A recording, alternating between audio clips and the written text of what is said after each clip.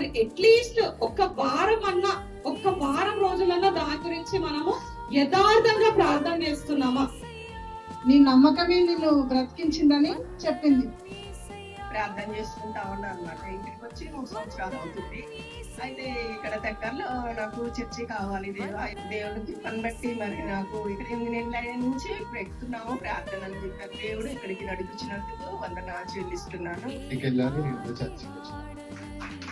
Dengue రావడంతో ఇంకా చాలా సిక్ అయిపోయాను. హాస్పిటల్లో ఒక 10 days ఉన్నా.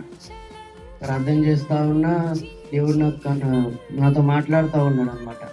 నేను ఇచ్చిన తలాంతులు నాకే వ్యతిరేకంగా వాడుతున్నావు అని చెప్పి నాకు ఒక వాక్యంతో నాతో మాట్లాడాడు దేవుడు.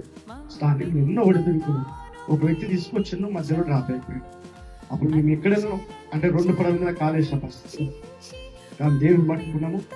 అన్నాక కూడా వాళ్ళు నిజంగా అంటే ఏమి ఆశించని సేవ. ప్రతిసారి కొత్త విషయం, తెలిసిన వాక్యాన్నే ప్రతిసారి కొత్తగా మాట్లాడతాడు ఆయన. నిన్ను ఇట్లా మాట్లాడింది ఈ రోజు ఇట్లా ఉండదు, అది మళ్ళీ కొత్త వేలో వస్తుంది. అది చదివినప్పుడు చాలా అమేజింగ్ అనిపిస్తుంది అనమాట. అసలు ఆ రోజు ఇంకా మాకు తినడానికి ఏం లేదు, ఇంట్లో అయిపోయింది. అప్పటికి 2 months నుంచి నేను రెంట్ కట్టట్లేదు. ఇంకో మంత్ కట్టకపోతే ఆయన బయటికి వెళ్ళమంటాడు. మా భార్యని అడిగి నా చేతిలో కానుక పెట్టారు కదా, అది చూడడం కూడా ఇష్టం లేదు. కానీ ఇప్పుడు వెళ్ళడానికి పరిస్థితి బాగాలేదు. ఏంటి అని ఓపెన్ చేసి చూస్తే నాకు నెలకు సరిపడా, రెంట్కి సరిపడా డబ్బులు, నాకు ఇంట్లోకి కావాల్సిన కిరాణా సామాను అన్నీ అంత అమౌంట్ చూసేసరికి నాకు ఇంకా ఆల్మోస్ట్ ఏడుపు వచ్చేసి ఇంకా దేవుడిని స్థుతించడం ప్రారంభించాను.